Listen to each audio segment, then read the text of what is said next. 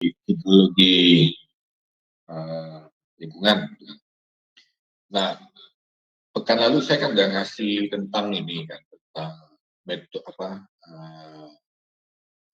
debit rasional gitu kan. Jadi salah satu cara untuk menghitung debit itu adalah dengan metode rasional, gitu kan, metode rasional. Nah, jadi sebenarnya itu adalah salah satu tujuan kita mempelajari hidrologi adalah mengetahui berapa sih debit air yang terjadi saat ini hujan. Gitu kan.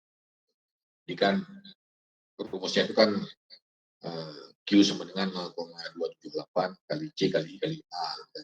Nah, 0,278 itu kan dia hanya menjadi alat bantu konversi dari milimeter sehingga debitnya itu menjadi meter kubik per detik. Nah, artinya debit yang dihasilkan itu merupakan suatu hasil gitu kan, yang kita hasilkan dari kita belajar hidrologi. Jadi kita bicara hidrologi kan berarti bicara air. Nah, air yang kita ingin cari itu ataupun yang ingin kita ketahui adalah air yang berada di darat. Nah, ini sering kita sebutkan ya, dan sering kita ingatkan berkali-kali ya, bahwa walaupun hidrologi itu nanti ada beberapa yang menyatakan ada 3 bagian, ada hidrometeorologi, itu air-air yang terjadi di atmosfer sebelum terjadinya hujan, dan juga air yang ini juga punya otoritas sendiri. Misalkan kalau BMKG dia memprediksi hujan, nah dia berarti prediksi hujannya itu berdasarkan keadaan atmosfer. Ya. Lalu ada juga hidrogeologi. Nah, hidrogeologi ini merupakan air tanah, air tanah yang sudah terinfiltrasi, ya, dan sudah terperkolasi, dan malah dia sudah menjadi cekungan air tanah, ya, sudah menjadi cekungan air tanah. Jadi air tanah yang di bawah permukaan itu yang dibor dengan beberapa meter, yang dia tidak lagi di air permukaan, maka itu menjadi ilmu tersendiri yaitu hidrogeologi. Dan kalau di Indonesia, otoritas yang mempelajari itu ataupun otoritas yang punya otorisasi ya untuk merencanakan, mengembangkan, mengeksplorasi dan mengeksploitasi itu adalah Kementerian ESDM. Nah, kalau hidrologi gitu kan, hidrologi itu berarti ya tadi air yang terlimpas. Air yang terlimpas gitu kan, setelah air hujan di atmosfer itu datang gitu kan. Dan air hujan itu kan kita sudah jelaskan ya, ada yang terinfiltrasi, ada perkolasi, ada yang run off gitu kan, ada yang terintersepsi, ada yang malah dia terevaporasi lagi gitu kan. Nah, air yang terlimpas di daratan itu sehingga nanti dia menuju ke sungai, kira-kira demikian. Menuju titik konsentrasi, ya, menuju titik tujuh yang ingin kita capai, nah itu ada limpasan. Jadi limpasan itu adalah jumlah air yang pada akhirnya dia bisa kita hitung gitu kan, bisa kita lihat gitu kan, bisa kita analisis sampai bisa kita eksploitasi ataupun kita konsumsi. Nah, itu kira-kira. Di air itu yang datang dari hujan itu, ya, air yang datang dari hujan itu kan, ya air yang datang dari hujan gitu kan, ya, dari hujan gitu kan. Lalu dia ada yang ini ya, ada yang dia nanti menjadi ya run off gitu kan, ikuti daratan gitu kan. Ada yang dia nanti itu berkolasi ya, terinfiltrasi, perkolasi, jadi perkolasi sehingga menjadi air tanah ya. Nah, ada juga dia itu menguap gitu kan, ya, menguap, gitu, menguap lagi gitu kan, terintersepsi ataupun menguap gitu kan. Nah, air yang dia itu pada nantinya dia akan mengisi ya, mengisi ruang-ruang yang ada di bumi permukaan, ya itulah yang kita sebut dengan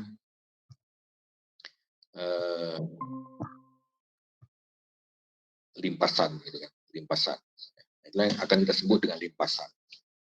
Nah, sebenarnya limpasan ini kita belajar kalau dari buku ini ya, buku yang saya share pekan lalu dan dan tadi gitu kan, yang jadi bahan mata kuliah kita sekarang itu limpasan itu sebenarnya lebih dahulu dibicarakan ya. Tapi nggak masalah gitu kan, karena maksud saya itu bahwa saya men-share ke kawan-kawan itu metode rasional ya. Sebenarnya kalau bicara hidrologi banyak praktisi dan akademis itu sebenarnya pengen pada akhirnya tuh mahasiswa ataupun para peserta didik itu tahu salah satu cara untuk menghitung ya air yang terdapat dalam sebuah das akibat hujan ya. Dan di sana juga ada beberapa faktor land use planning gitu kan, ataupun penggunaan lahan dan lain-lain itu memakai metode rasional. Nah metode itu banyak ya, ada beberapa, ada Takayasu dan lain-lain. Tapi 0,8 kali C kali I kali A itu merupakan satu rumus yang bisa mewakili semua. Dan itu pernah kita singgung. Nanti kita jelaskan lagi, insya Allah. Nah, limpasan ini sudah kita jelaskan secara garis besar ya. Itu kan, ya ini kalau di kalimat pertama kan dikatakan apabila intensitas hujan yang jatuh di suatu das melebihi kapasitas infiltrasi. Jadi hujan yang jatuh itu dia terjadi infiltrasi dahulu. Ya. Jadi dia terinfiltrasi dahulu, gitu kan? Ya. Dia terinfiltrasi dahulu, gitu kan? Ya.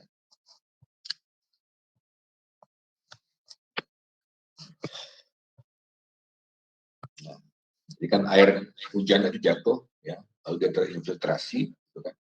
Nah, lalu ada sisa. Nah, sisa ini, ya. Nah, setelah dia sisa ini, dia akan mengisi cikung-cikungan pada permukaan tanah.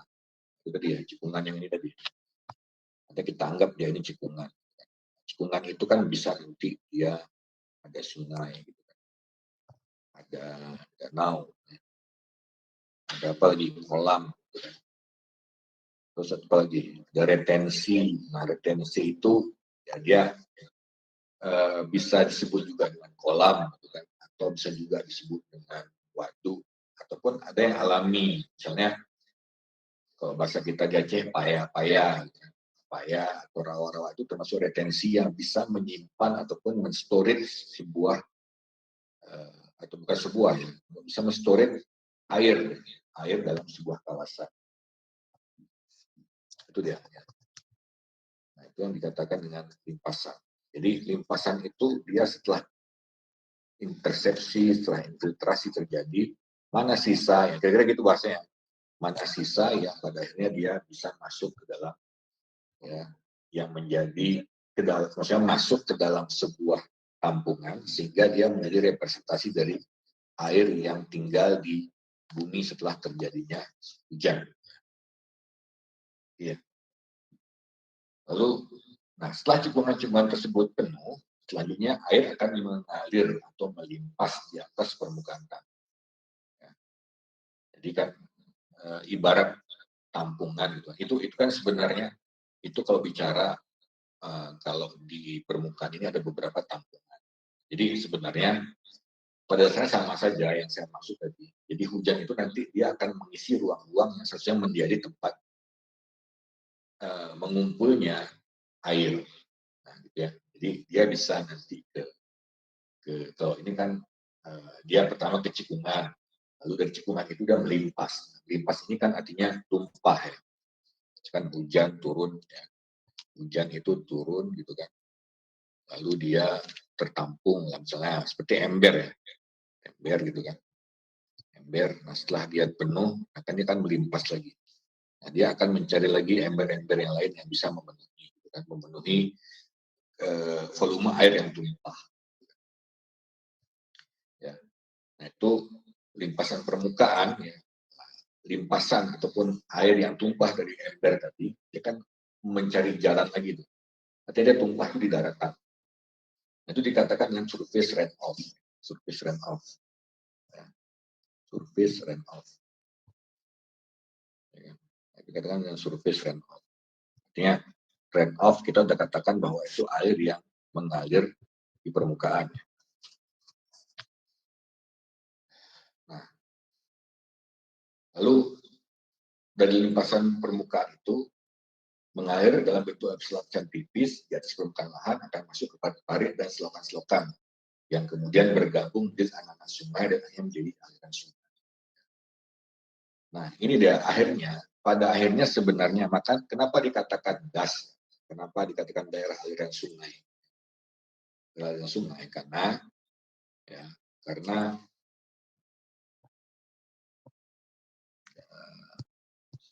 gambarnya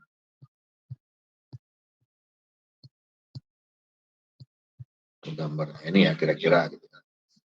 Ini kan gambaran ini kan das gitu kan. Ini das, daerahnya sungai ya. Jadi kita akan jelaskan. Saat air hujan itu turun, dia akan melaju atau berkumpul di sini. Jadi semua air yang hujan di wilayah ini dia akan turun ke sana semua. Nah, di sebelah das ini ada das lain, gitu kan. Nah, di sebelah ini ada das lain lagi. Nah, sekarang dia berkumpulnya di sini. Ini ada ini berarti kita anggap dia sebagai puncak, ya, sebagai puncak. Ya, kita anggap sebagai puncak. Di puncak yang membagi dua catchment gitu kan. Jadi air yang turun di sebelah selatan dia akan mengalir kemari. Alir yang ke sebelah utara dia akan mengalir kemari. Jadi ini ada satu das ya. Ini satu das lagi. Atau nanti kalau ini dikatakan adalah sebuah das, gitu kan. Maka ini subdas A, misalnya kan subdas A. Ini adalah subdas B. Gitu. Jadi das itu adalah kumpulan dari beberapa subdas. Ya, itu maksudnya. Jadi kenapa dikatakan das? Karena memang dia ada sungai, sungainya gitu kan, sungai utamanya kira-kira gitu kan. Jadi semua air hujan itu dia turun ke sana, turun ke sana semua gitu kan. Lalu dia akan mengalir ke sebuah tempat yang tempat ini sebuah titik tuju kita. Oke, ini sudah pernah dijelaskan bahwa konsep das itu seperti apa. Oke. Jadi itulah limpasan. Pada akhirnya sungai itu menjadi tempat dia itu berkumpul. Nah, makanya ya setelah sungai itu menjadi tempat bertemunya semua aliran-aliran, baik langsung dari atmosfer ataupun aliran dari orde-orde sungai, ya makanya semua kebutuhan kita itu pada dasarnya akan diambil melalui ya, sungai. Makanya sungai itu bisa dikatakan merupakan sumber dari kebutuhan air baku dan air lain-lain di muka bumi. Terus sepakat ya, walaupun sungai ini nanti bisa ada kawan-kawannya, misalkan ada yang mengambil dari danau, ya, ada yang mengambil dari kolam. Tapi sungai itu merupakan sebuah representasi dari badan air, di mana badan air ini yang akan nanti menjadi salah satu sumber, ya. Sehingga ya, air yang dari sungai itu ya dipakai atau dikonsumsi untuk kebutuhan-kebutuhan tertentu. Ya. Nah, makanya cara menghitungnya itu dari berapa sih jumlah air yang datang pada satu waktu, ya, memakai rumus rasional. Di hidrologi itu pada akhirnya kita bukan hanya ya, pada dasarnya secara mujmal atau global gitu kan. Kita akan menghitung berapa jumlah air yang ada dalam sebuah kawasan. Nah, kawasan ini langsung saja kita masukkan ke dalam sebuah kawasan, itu adalah das. Ya. Nah, di baris ini ya, apabila debit ya, sungai lebih besar dari kapasitas sungai untuk mengalirkan debit, maka akan terjadi luapan pada tebing sungai sehingga terjadi banjir. Jadi limpasan ini juga menjadi sebuah konsep yang kita bisa tahu bagaimana air itu ada dalam sebuah badan air atau tempat penampungan atau katakanlah sungai. Dan juga kita paham gitu kan. Kita paham bagaimana sih teori dasar terjadinya banjir luapan dari air sungai. Ya, yang beberapa pekan lalu itu terjadi di daerah aluvial atau daerah pesisir di beberapa kawasan di Provinsi Aceh khususnya, seperti Aceh Utara, lalu Aceh Tamiang, gitu kan. Nah itu yang diakibatkan oleh air hujan. Jadi banjir itu adalah banjir luapan karena tidak ada lagi kapasitas tampung yang bisa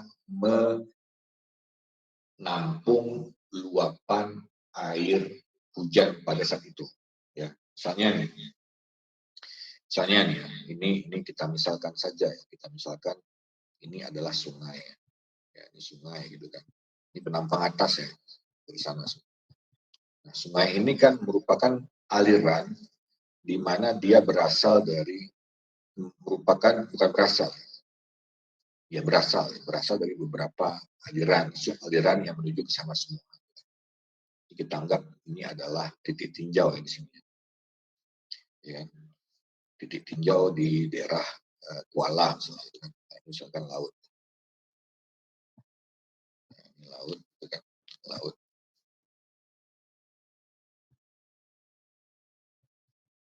laut gitu kan. Nah, kalau misalkan kita hitung gitu kan, kita hitung dari titik A, misalkan titik A ke titik B ini, ya, kita sebenarnya bisa hitung tuh tadi berapa sih Q-nya, berapa Q-nya berdasarkan metode rasional. Ya, kita bisa tahu misalkan Q-nya itu 100 misalnya. Ya. Nah, pada saat terjadinya hujan, ya, terjadilah debit itu 100 dalam 2 hari. Ya, dalam 2 hari gitu kan. Jadinya 200. Ya. Nah, kapasitas sungai ini sungai ini anggaplah ini tanpa atas. Nah, saat kita tanpa crossnya ya, di sungai itu kan. Ya. Q100 ini hanya sampai ini misalnya.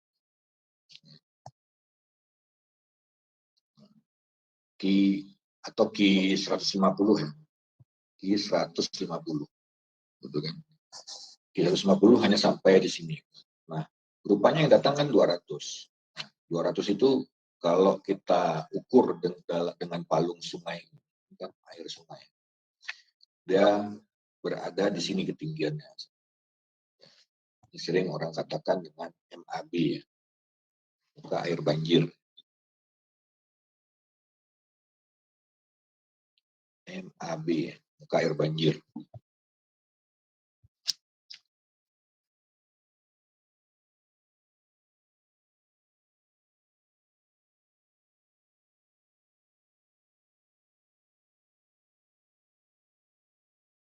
Muka air banjir. Nah, jadi kan ini ada 200 yang datang. Otomatis kan dia tidak bisa menampung lagi. Ini tidak bisa menampung lagi. Keluar tanggul. Ya, makanya dikatakan banjir luapan dari sungai. Ya, ditambah lagi misalkan air dengan volume sama terjadi terus-menerus ya, dalam 2-3 hari. Ya, makanya misalkan ada 2 hari hujan ya, terus-menerus, nah bisa jadi nanti dengan kapasitas sungai yang seperti itu dia tidak bisa tampung lagi, maka terjadi banjir dalam waktu misalkan 4 atau 5 hari. Nah, waktu 2, 3, 4 itu bisa kita hitung berdasarkan hitungan dari hidrologi. Ya. Jadi kita itu bisa prediksi, oh dengan kapasitas ini, ya, dengan kemampuan wilayah seperti ini, maka air ini akan terus menjadi banjir dalam bahasa kita ya, atau tergenang ya, di pemukiman itu dalam waktu 3 atau 4 hari. Nah, itu berdasarkan hitungan kita. Ya. Nah, makanya secara lingkungan, ya orang lingkungan juga harus paham bagaimana proses hidrologi itu, ya, sehingga dalam merencanakan hal-hal lain itu bisa akan sesuai dengan kaidah hidrologi itu sendiri. Jadi hujan limpasan itu seperti ini kerjanya. Jadi dalam merencanakan misalnya, oh berarti akan ada terjangkit misalnya taruhlah misalkan ada nanti demam berdarah, misalnya gitu kan. Jadi orang-orang kesehatan masyarakat bisa langsung prediksi dalam 3 atau 4 hari itu bisa terjadi perkembangbiakan Aedes aegypti misalnya, gitu kan. Saya nggak tahu betul apa enggak, apakah bisa terjadi. Tapi ini kan misalnya. Atau bagi yang concern tentang sampah, misalnya gitu kan. Dia bisa tahu, ya, jika tadi banjir 3 atau 4, 3 sampai 5 hari, maka akan ada sampah-sampah yang akan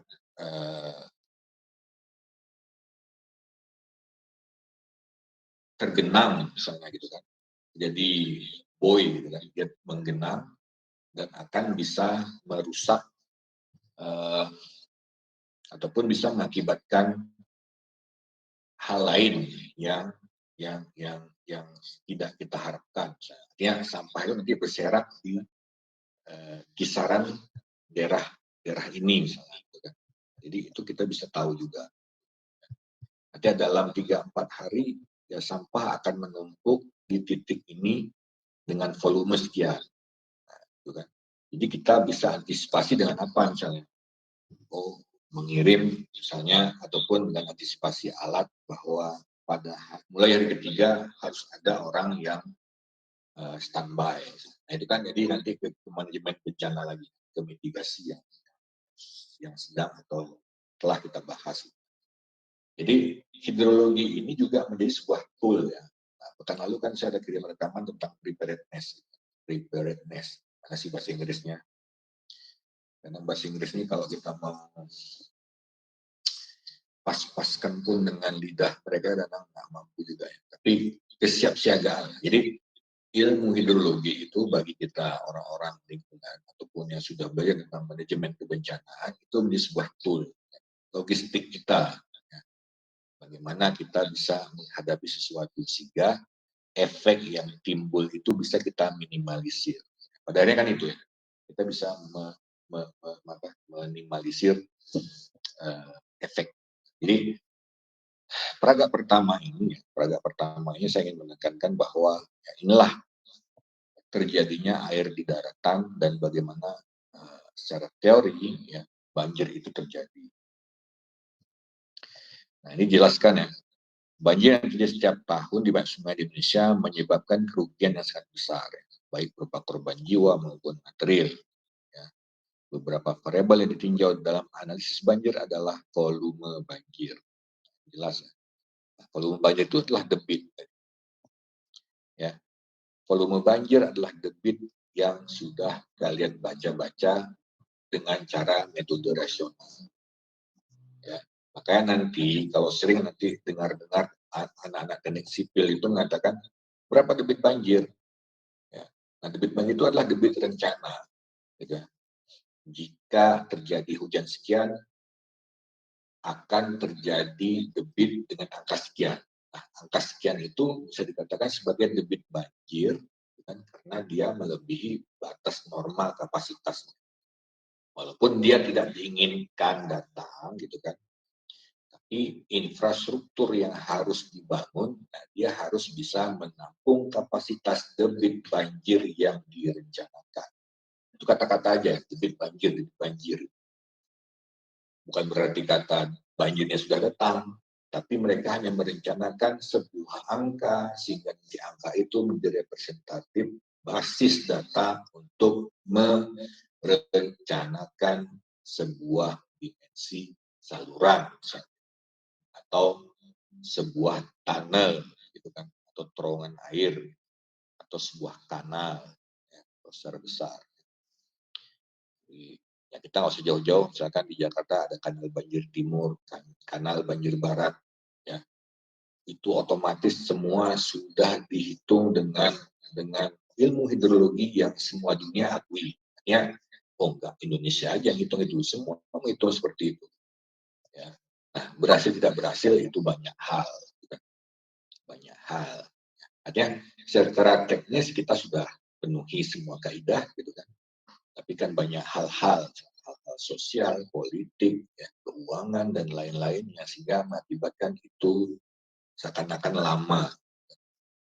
Nah, jadi kan di manajemen kebencanaan kan kita sering singgung bahwa kolaborasi, gitu kan, kolaborasi, sinergitivitas antara semua sektor itu sangat berperan dalam menciptakan keadaan yang kondusif sehingga penanganan sebuah bencana itu ya bisa lebih tepat, cepat, sehingga tidak ada lagi efek yang lebih besar muncul. Itu kira-kira ini ya pengertiannya. Nah, beberapa yang lain kan diceritakan ya. Misalkan ini tentang bagian proyek pengembangan sumber daya air. Ini contoh. Ini contoh adalah hidrograf ya. Nah, ini hidrograf ini kan, ya, hidrograf ini dia menandakan misalkan ini kan ada 12 bulan. Ada 12 bulan gitu kan.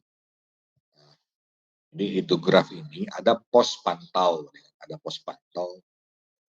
Misalkan ini Bengawan Solo. Jadi pada intinya, idealnya di setiap sungai besar itu ya yang merepresentasikan das itu harus ada pos amat banjir, AWLR, automatic level water. Jadi ada sebuah alat ya, dia punya sensor gitu kan, bisa mencatat setiap menit gitu kan naik muka air sungai. Nah, dari situ kita tahu ya. Nah, ini kan hidrograf ini kan sebuah graf ya. Graf itu kan grafik, sebuah tulisan, sebuah gambar. Nah, hidrograf itu kan gambar kejadian bagaimana air itu melimpas ataupun banjir saat ini banjir di Sungai Bengawan Solo setiap bulannya. Nah, ini di hidrograf ini menandakan misalkan di bulan April itu terjadi paling tinggi. Nah, bisa saja mungkin itu adalah puncaknya dari puncak dari musim hujan gitu kan.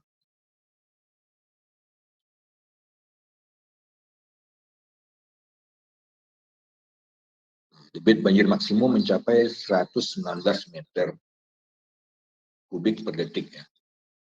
Yang paling minimum itu 1,5 meter kubik per detik. Nah, jadi gas yang seperti ini misalkan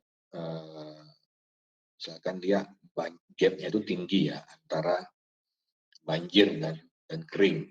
Nah, orang bisa nilai, berarti C-nya itu, coba lihat lagi rumus rasional ya, karena ada nilai C. Ya. Jadi bisa saja nilai C-nya itu ada gangguan, ada sesuatu yang yang terjadi gitu kan. Artinya kalau di sini kan ada kesimpulan, memang kan ada kesimpulan ya. Gas yang tidak baik, persentase hutannya kecil, ya. Banyak lahan gundul dan banyak pemukiman. Itu adalah nilai C tadi. Jadi semakin banyak ruang yang infiltrasi itu semakin kecil, ya, itu bisa mengakibatkan nilai banjir dari sungai itu semakin kecil. Jadi dia terlalu banyak run off-nya, terlalu banyak, infiltrasinya tidak banyak, ya, sehingga support nanti ada tipe sungai ya, yang bisa kalian bisa pahami kenapa angka ini bisa muncul berbeda. Ya. Dan angka ini bisa jadi merupakan misalkan kenapa ini musim hujan kok kecil. Ya. Nah, hidrograf itu kan hubungan artinya dia ada kontinuitas ya. Misalkan bisa saja air di sini itu yang nanti mengumpulkan diri kemari. Jadi karena air yang terjadi di musim hujan itulah dia terakumulasi sehingga ya di bulan-bulan ini menjadi bulan yang maksimum debit banjir. Ya, itu. Nah, karena tidak ada hujan lagi, maka dia langsung drop. Nah, seharusnya, ya, bukan seharusnya sih, idealnya itu seperti ini ya, apakah di sini atau di ini gitu ya. Nah, ini ya, idealnya itu, ya, walaupun pada musim kering ya, musim kering ada pasokan dari air tanah, ada pasokan dari air tanah, gitu kan? Sehingga sungai itu dia mau kemarau mau musim hujan dia tetap stabil. Ya. Nah, ini yang saya lingkari kuning ini adalah ininya, ya, karena ada andil dari aliran bawah tanah sungai, gitu kan. Nah, jadi bisa saja nanti di graf ini tadi gitu kan, kenapa di bulan April dia itu sangat tinggi, kok di bulan November yang benar-benar yang musim hujan dia kecil gitu kan. Kan itu tadi ada akumulasi ya. Misalkan hujan turunnya tuh yang di bulan November itu dia turun ya, sehingga nanti dia di bulan Januari Februari dia baru masuk kemari. Jadi kan hujan yang tadi turun di bulan November gitu kan jatuh ke permukaan nih, terjadi infiltrasi nih, ya kan? Infiltrasi nih, infiltrasi, ya, terus jadi perkolasi. Nah, perkolasi di tanah ini itu kecepatannya itu tidak sama dengan kecepatan permukaan. Ya, dia bisa bisa menjadi misalnya sentimeter per bulan gitu kan. Nah, jadi karena dia lama, dia akan mengisi sungai ini ya 2 atau 3 bulan kemudian. Itu yang mohon dipahami. Apa misalnya, kok nilai hidrograf Bengawan Solo itu kok beda gitu ya dengan musim hujan. Karena hidrograf itu tidak hanya tentang hujan itu sendiri, tapi ada limpasan yang terjadi. Ya, ada limpasan, jadi ada infiltrasi yang terjadi. Oke, nah ini adalah catatan manual biasanya. Ini adalah catatan manual ya, tentang pos hujan itu bagaimana dia terjadi. Ini catatan yang dicatat oleh recordernya, ya, tukang catat. Ya. Nah, ini per tanggal lagi. Jadi ada 300 lebih data. Ya. Sehingga nanti bisa kita tahu berapa sih rata-rata debit itu per bulan berapa ya. Sampai dengan per tahun itu berapa. Ya. Nah, tinggi aliran ini itu tadi. Ya, berapa sih tinggian dari sungai. Ya. Jadi misalkan ini sungai ya. Ini sungai yang tadi kita ya, sungai, gitu. Sungai. Nanti ada pos ukur ya. Nanti ada pos ukur dibuat di sini. Dari pos ukur inilah nanti dia bisa tahu ya, kenaikan dari muka air sungai ini. Oke, ya.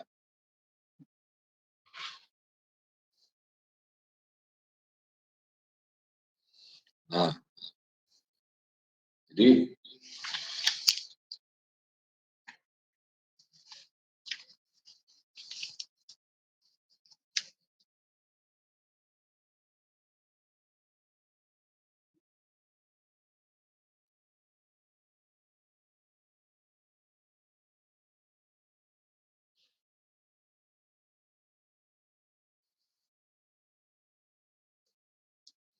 nah di halaman 136 ini ya, itu mungkin menjadi gambaran bagaimana bisa menghitung ya, hubungan antara hujan tadi dengan aliran sungai. Bagaimana sih kita bisa menghitung debit dari daerah tersebut.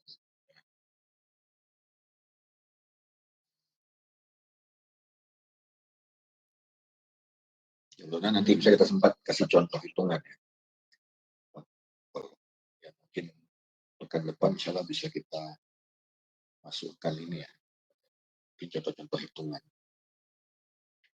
Nah ini komponen limpasan, komponen limpasan apa aja. Jadi yang sudah kita jelaskan tadi, ada hujan, gitu.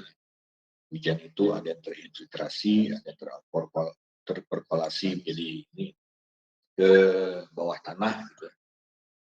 Ini ya, ini ada aliran air tanah. Dia kemari ke sungai ini lama kecepatannya ketimbang runoff. Runoff ini kecepatannya lebih besar daripada ini ya, aliran air tanah ini. Ini adalah komponen dari limpasan. Ada aliran permukaan, ada aliran antara aliran tanah, evaporasi, infiltrasi, dan hujan itu sendiri. Silakan dibaca. Nah, ini adalah tipe-tipe sungai yang kita jelaskan tadi. Nah, ini juga ada penjelasannya memang, ya. Tapi sungai yang atas ini, yaitu seperti kita katakan tadi ya, saat hujan dan kemarau dia tetap ada ini. Biasanya itu sungai-sungai besar, itu sungai Pesangan, sungai Jambuae. Nah, itu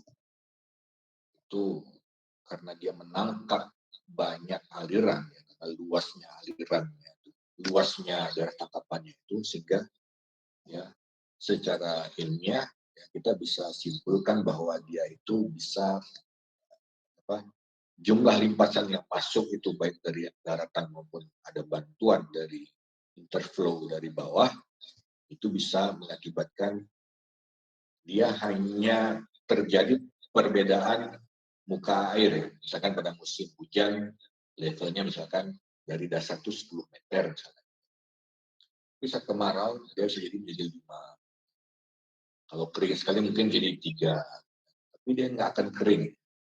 Ya, kalau kering itu berarti udah sangat parah sekali. Nah, yang kedua ini, ya, nah ini yang kedua ini adalah dia tidak,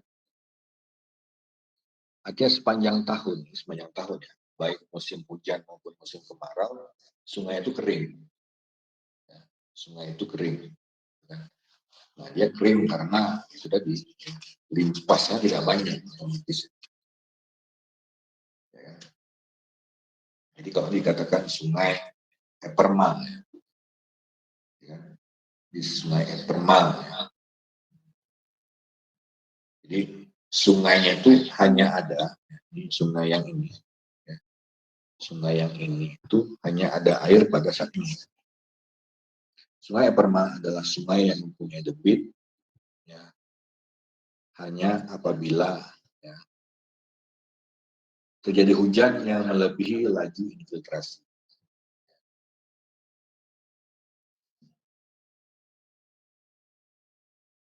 Ya, karena infiltrasinya itu lebih besar, gitu kan. Jadi saat hujan itu datang ya, kan hujan datang di tanah. Gitu. Jadi runoff-nya itu kecil, gitu. Kecil. Ini yang lebih besar. Lebih besar ke bawah tanah. Gitu kan. Nah, tanahnya juga tanah yang tidak bisa mengkeep air, storage air dengan baik. Sehingga sungainya itu tidak bisa, sungai itu tidak terisi oleh air. Nah, ada juga sungai yang intermittent di tengah-tengah. Jadi ada sepanjang tahun dia tetap ada air, mau musim kemarau atau musim hujan. Ada sungai yang sepanjang tahun dia kering, mau musim kemarau atau musim hujan. Nah, biasanya itu kalau di daerah-daerah kita tuh daerah sungai-sungainya kecil-kecil, atau sungai-sungai yang berada di NTT. Tapi ya terkadang nanti dalam 5 tahun bisa saja nanti dia terisi.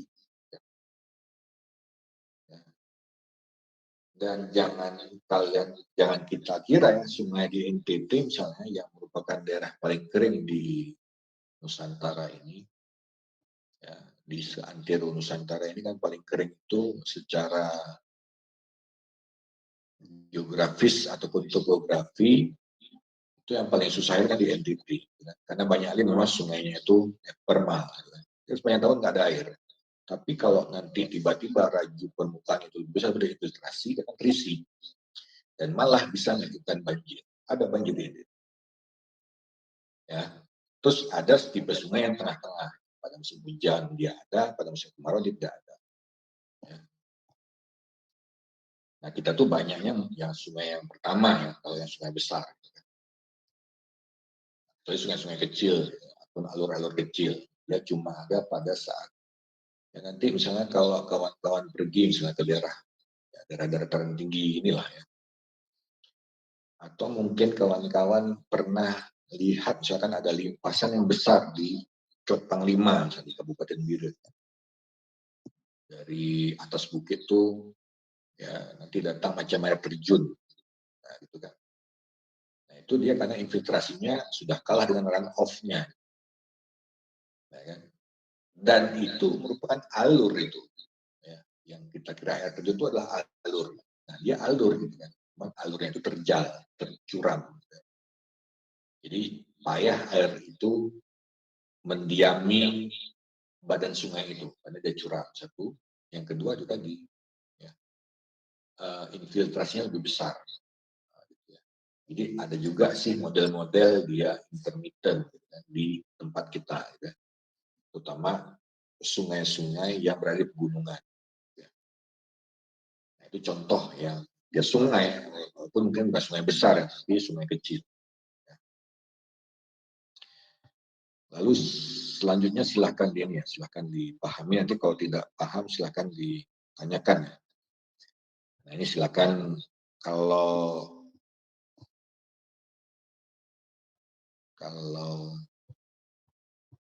kalau hitungan silahkan dicoba-coba ya. Ini konsentrasi aliran ini maksudnya konsentrasi aliran itu maksudnya kan saat datang hujan, saat datang hujan itu ya itu nanti kalau di rumus rasional masalah ada penjelasan juga ya. Saat datang hujan, hujan itu datang di sini. Di sini datang hujan.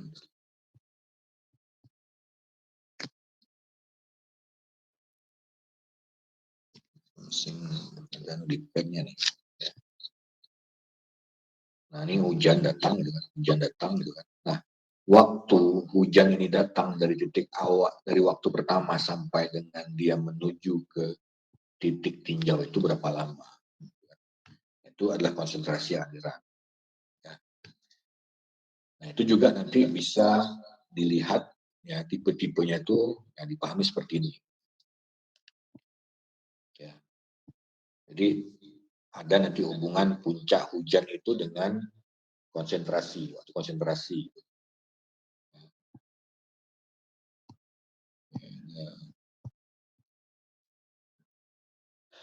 Ya. Nah ini silakan dipahami. Ya. Artinya saat dari titik air itu jatuh di waktu A, ya. Nah, di waktu A, kapan dia menuju ke titik B, berapa jam dia sampai ke titik tinjauan, gitu kan. Lalu ada juga nanti dihitung, gitu kan, berapa lama daerah itu airnya itu menuju puncak. Jadi misalkan dalam 1 jam air hujan itu datang, ya, kan ada 60 menit 1 jam. Di menit keberapa dia itu mencapai puncak dari hujan. Di puncak dari hujan itu ya, nanti bisa dilihat ya. Ini ada hitograf nanti ya. Nah, ini ya. Nah, misalkan ini waktu ya, waktunya berapa, gitu kan. Terus limpasnya berapa. Ya. Oh berarti dia terjadi setelah 15 menit baru dia mencapai puncak. Nah puncaknya ini bisa saja nanti dia belum, saya gini, waktu puncaknya itu bisa saja tidak sama dengan waktu konsentrasi. Ya. Kalau waktu puncak sama dengan waktu konsentrasi, biasanya airnya itu cepat kering. Tuh, kan. Kalau konsentrasinya itu lebih cepat daripada waktu puncak, itu misalnya lama kering misalnya. Ya. Hujannya itu lama untuk kering misalnya. Jadi itu lebih kepada mengetahui, ya, lebih kepada mengetahui hujan yang datang itu seberapa lama dia mendiami permukaan. Ya. Terus berapa lama dia bisa habis hujannya itu di daratan. Nah, jadi dengan ada drainasenya itu, ya, berapa lama sih genangan jadi ini terjadi. Ya. Misalnya nih kawan-kawan saya datang ke, saya nggak tahu mungkin karena drainase di bibir udah bagus ya. Misalnya mungkin pernah kawan-kawan itu lewat di jalan pada saat hujannya itu intensitasnya besar ya dalam 2 jam, lalu tergenang air di jalan, gitu kan. Saat kita melewati pakai motor itu airnya tergenang sampai setengah ban misalnya. Naik motor itu hampir masuk ke knalpot misalnya. Nah ya itu bisa saja sudah menjadi waktu puncak, ya waktu puncaknya aliran itu terjadi. Kapan dia habis? Setelah air itu memasuki titik akhir. Ya. Jadi tergenangan motor itu terjadi di sini. Nah, di sini ya. Nah, makanya air itu hujan terus puncak di sini. Nah, setelah 16 menit ya intensitasnya hujan dia akan turun kembali. Lalu dalam waktu 2 jam ya, dia akan kering. Nah, itu yang dikatakan lebih kepada konsentrasi aliran itu lebih kepada ke sana nanti ininya memahaminya. Nah, lagi-lagi ya dalam lingkungan, gitu kan, kita sebagai orang ilmu lingkungan ya harus tahu, gitu kan, seberapa lama hujan itu akan datang di kawasan kita, gitu kan, dan apa antisipasi kita.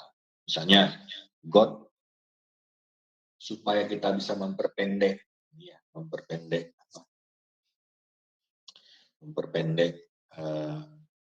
genangan ini, ada cara misalnya memperbaiki saluran dengan tidak membuang sampah ya pada saluran, ataupun dengan antisipasi sampah jangan bisa membuat got ataupun parit-parit itu bisa sumbat. Ya, kira-kira demikian saja dulu. Ya, ada pertanyaan nggak untuk limpasan ini? Ada pertanyaan? Kalau manajemen nanti saya sambung aja ya. Kemarin kan saya dijelasin manajemen bencana maksudnya gitu kan.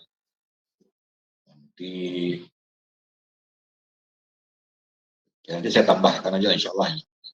Bahkan ini cukup ideologi aja karena tadi kita juga ada hubung-hubungkan dengan kebencanaan. Karena kebencanaan itu kan kawan-kawan silahkan ini aja. Kebencanaan ini ya lebih kepada manajemen di mana manajemen itu terus berkembang ya. Itu yang saya katakan gitu kan.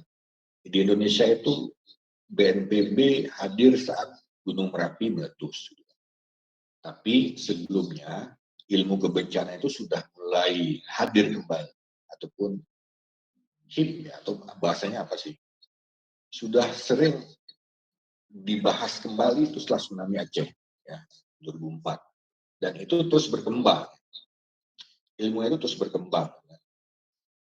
Nah sekarang masalahnya karena memang saya juga background saya itu bukan kebencanaan sih, walaupun ada juga mata kuliah kebencanaan dulu gitu kan, tapi mirip-mirip semua gitu. Jadi pasti ngomongnya itu R sama dengan ya hazard ya dikali vulnerability yang dibagi dengan kapasitas. Gitu kan.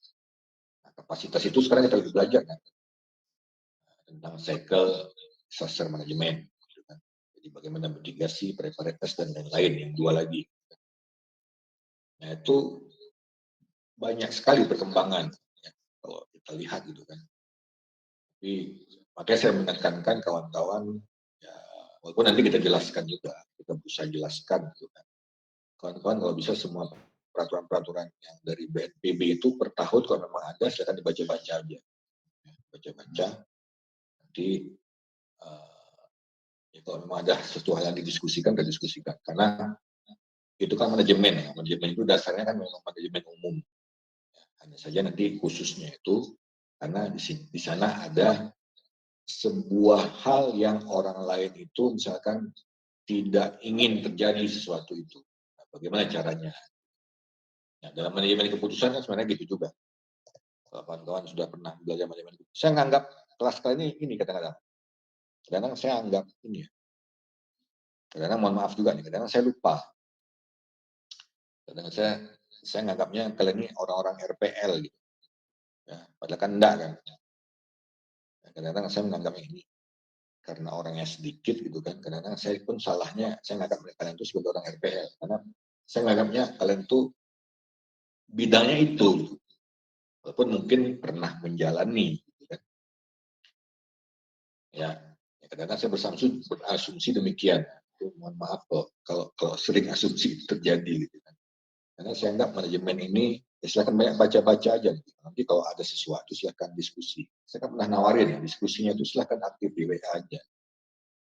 Ya, tapi ya itu tadi ya mungkin karena kalian memang saya menganggap berasumsi dari anak RPL ya itu tadi saya nunggu-nunggu sih gitu kan.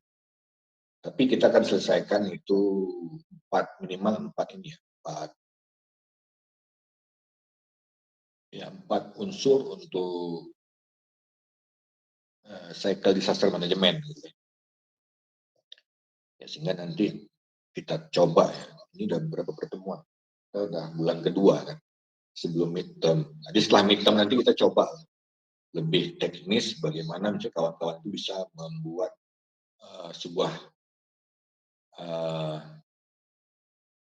istilahnya apa ya? Istilahnya sebuah cara ya bagaimana nanti kawan-kawan bisa merencanakan sebuah mitigasi ya dari mitigasi hingga ke, ke mitigasi lagi. Lagi kan ada empat ya, ada empat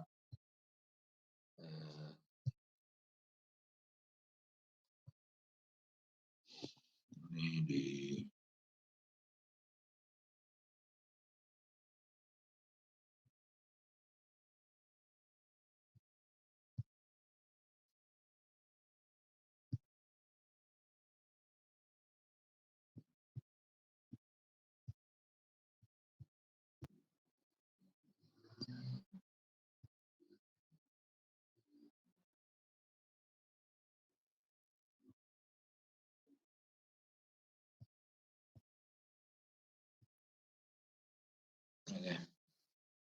jadi nanti kita coba ini ya. Nanti kalian abaikan aja ya WA yang masuk-masuk ini. Ya. Jadi yang empat ini ya, nanti kita coba bagaimana kawan-kawan nanti kan ada di ini ya, ada di modul ini kan nanti dikasih tahu ya, diharapkan peserta kursus ini ya, bisa membuat ABCD misalnya gitu kan. Masih bisa macam membuat ini.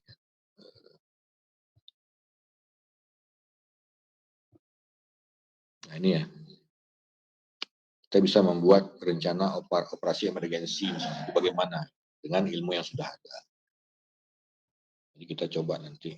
Jadi setelah teorinya kira-kira ini kita coba nanti bagaimana sih kita tuh bisa membuat ya, EOP kalau dalam bahasa Inggrisnya ya, menghadapi sebuah respon. Saya kira itu aja dulu ya untuk hari ini.